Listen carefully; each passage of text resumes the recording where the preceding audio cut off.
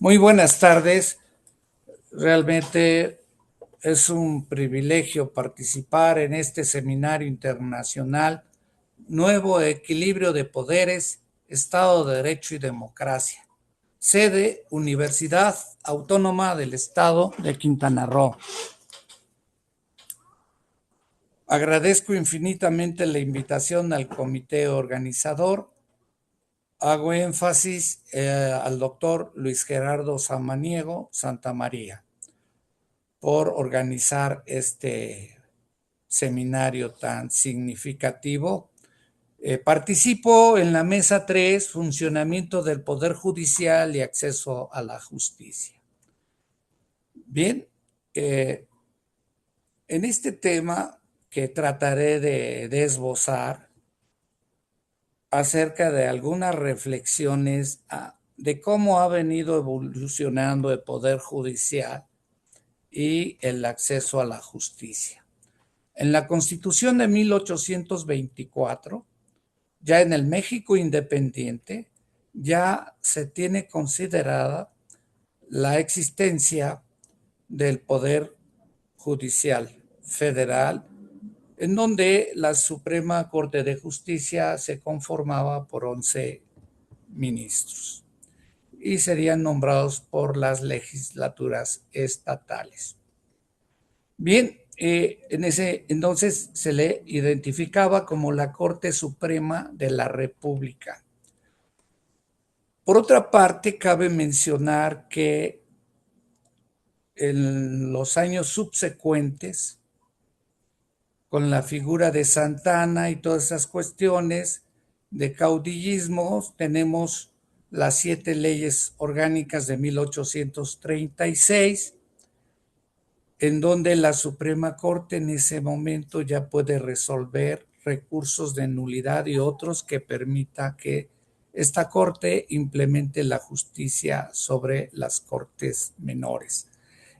Cabe subrayar la presencia que tuvo Mariano Otero, ese gran jurista jalisciense que, por cierto, tiene dos filos su mentalidad. Por un lado, conservadora, con la cuestión esta de la cuestión de que solo el amparo se da a quien lo solicita, pero la otra vertiente social que es muy interesante de Mariano Otero, recuerden ustedes ese trabajo de ensayos de la situación social, económica, política del México de 1842, que se lo publican Cumplido, Ignacio Cumplido. Bien, en esta hace una serie de cuestionamientos que tiene que ver con esto. Solamente se puede hablar de justicia si solamente si no existen la pobreza.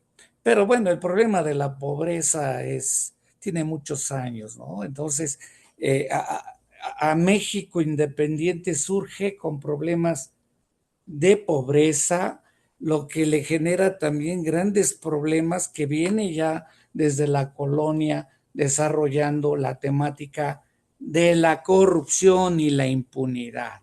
Bien, entonces el acceso a la justicia pues no va a ser para todos, aunque idealmente pues se establece y es muy interesante la la propuesta que se da por los constituyentes del 56-57, considero que tuvo mucho que ver Ponciano Arriaga porque tenía una visión social muy amplia, así como establece la Procuraduría de Pobres.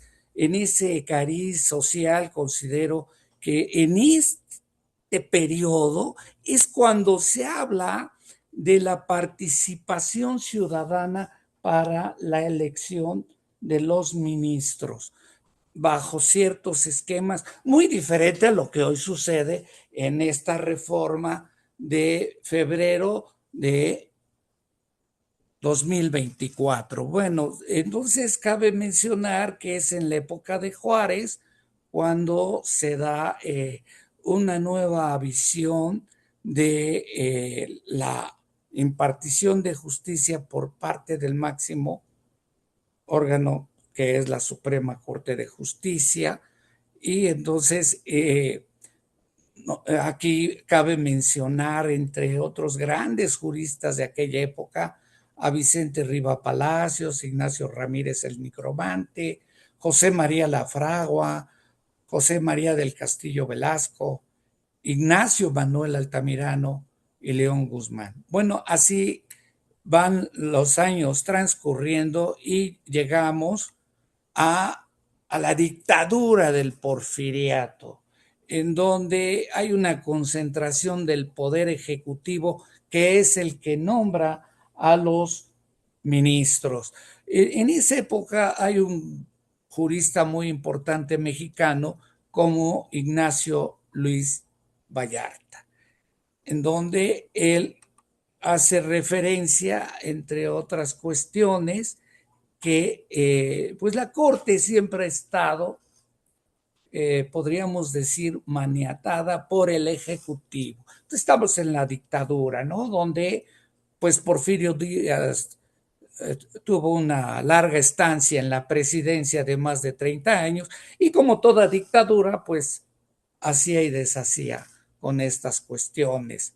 Bien, entonces la Corte tiene un papel de autolimitación judicial sin meterse en cuestiones políticas, dejándole carta abierta al señor presidente don Porfirio Díaz, uno de nuestros dictadores, que ha sido muy cuestionado. Existen diferentes posiciones. Lo cierto es que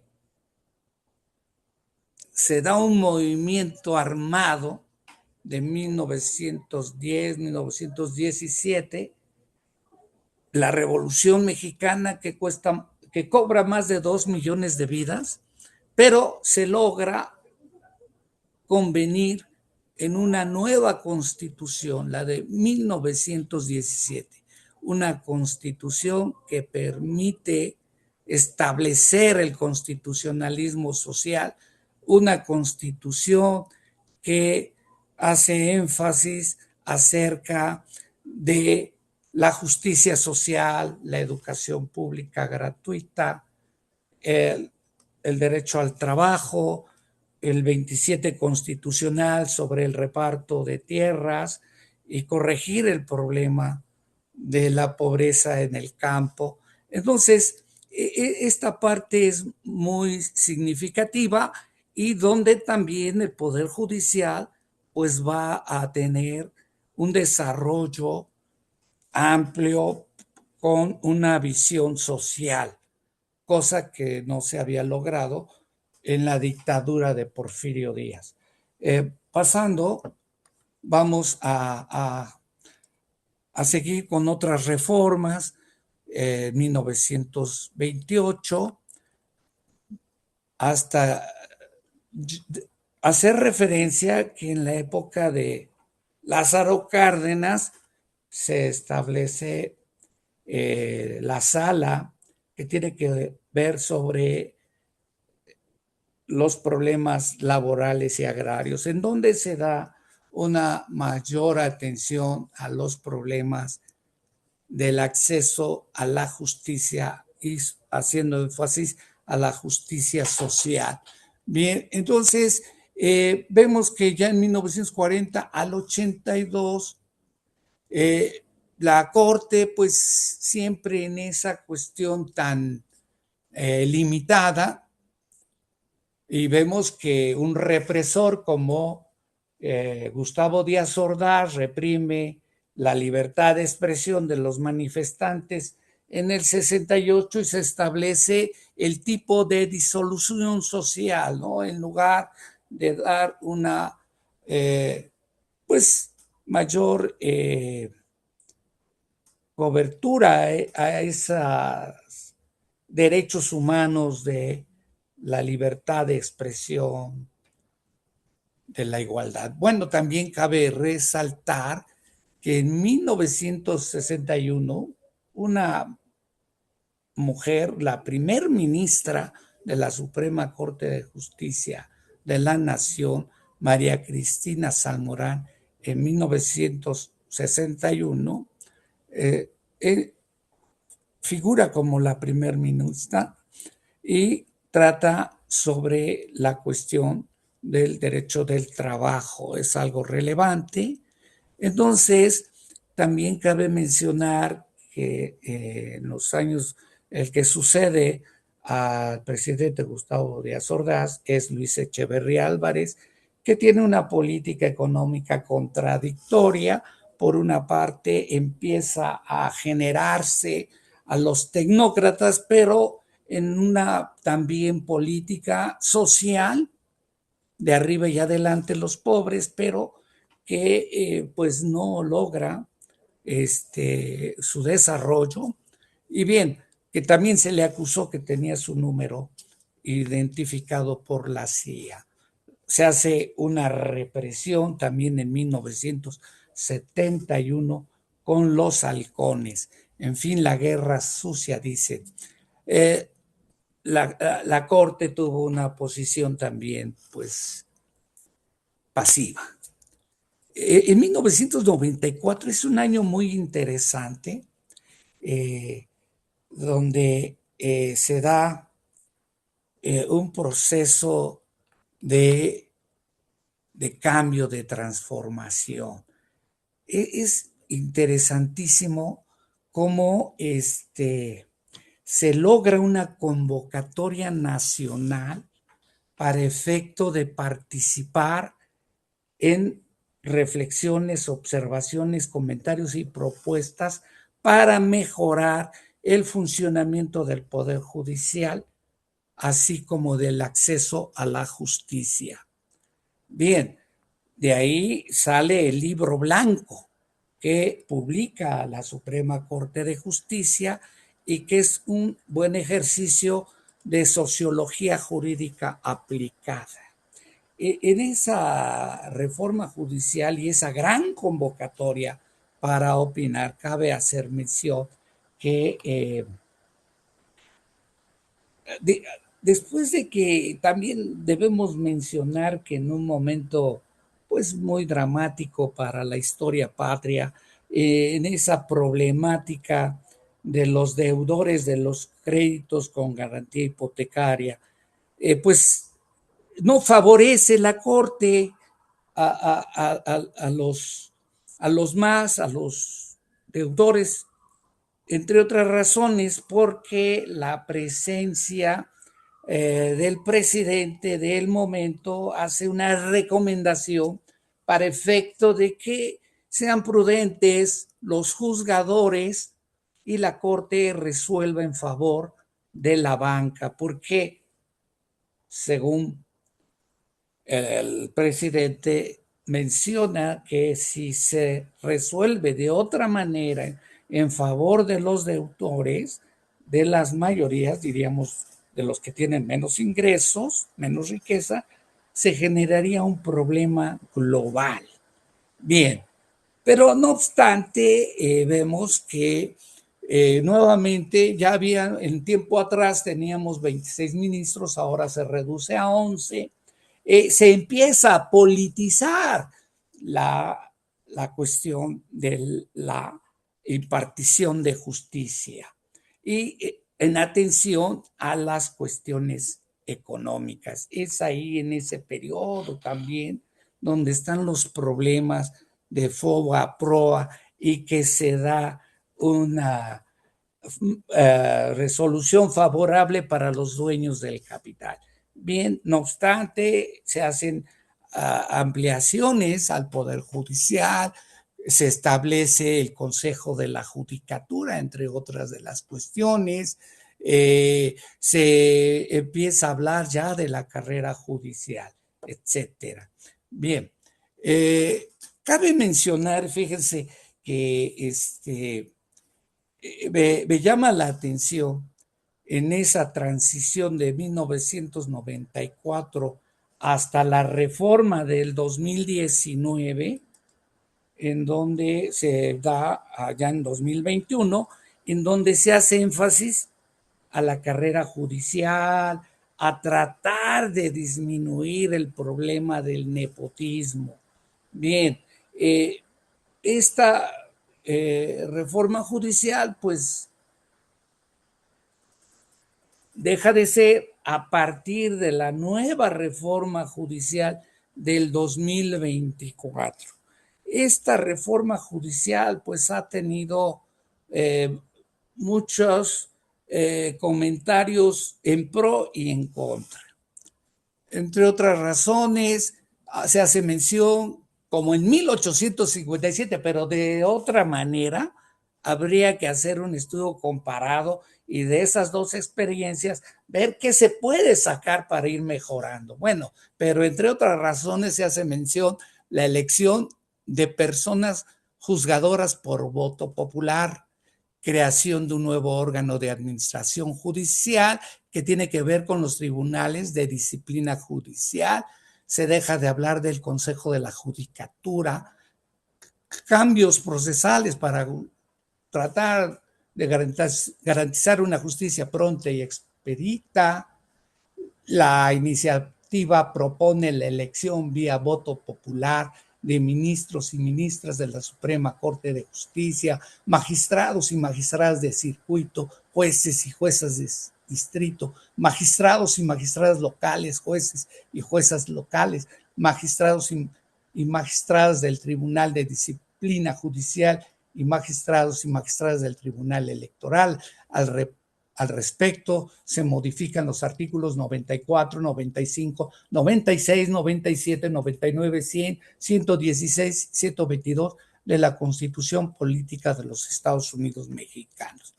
Problemas que se identifican con la legitimidad y calidad de la justicia.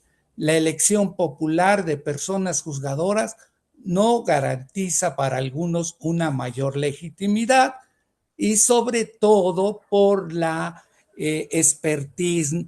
No todos aquellos que salen beneficiados han tenido una carrera judicial y que además han desarrollado ya una experiencia. Eso es lo que algunos consideran que son los problemas que se dan.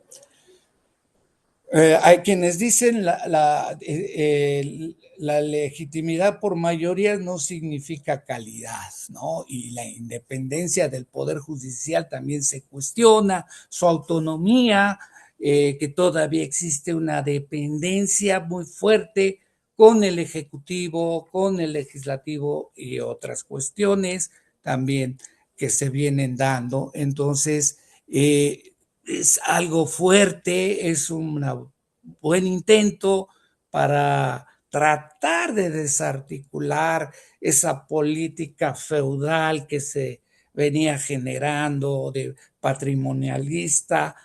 Y bueno, pero hay sus asegúnes.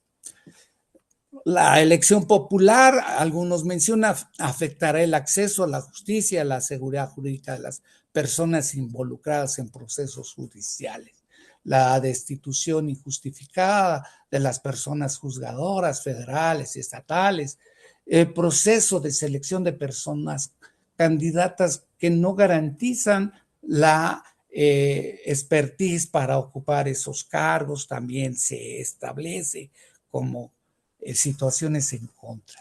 La elección popular de los integrantes de tribunales altamente especializados compromete su capacidad para resolver conflictos de forma eficaz e imparcial y eficiente.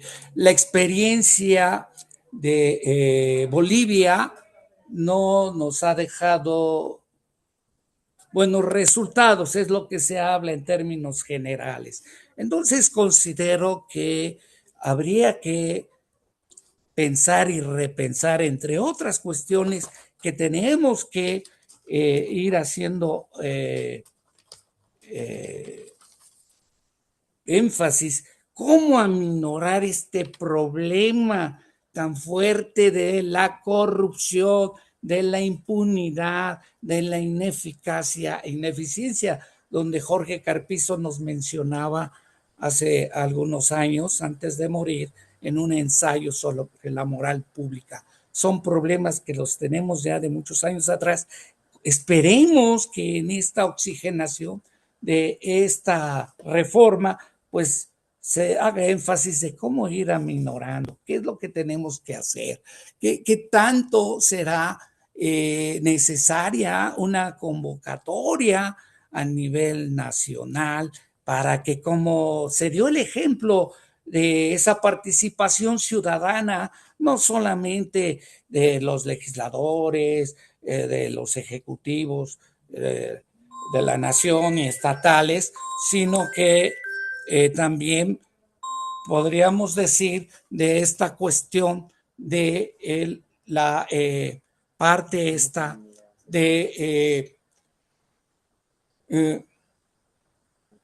de la ciudadanía, ¿no? O sea, que sean convocadas a este gran encuentro de la ciudadanía, del poder judicial, del poder legislativo, del ejecutivo, además de las escuelas, facultades, institutos que ofertan los estudios de derecho, una participación ciudadana y diseñar una estrategia que permita corregir todos estos grandes problemas. Entonces, cabe mencionar que, pues, voy a terminar con esto. Bueno, hay muchas cosas que decir, ¿verdad? Pero que por el tiempo no nos permite, pero sí hacer mención. Yo voy a hacer mención de algo muy concreto.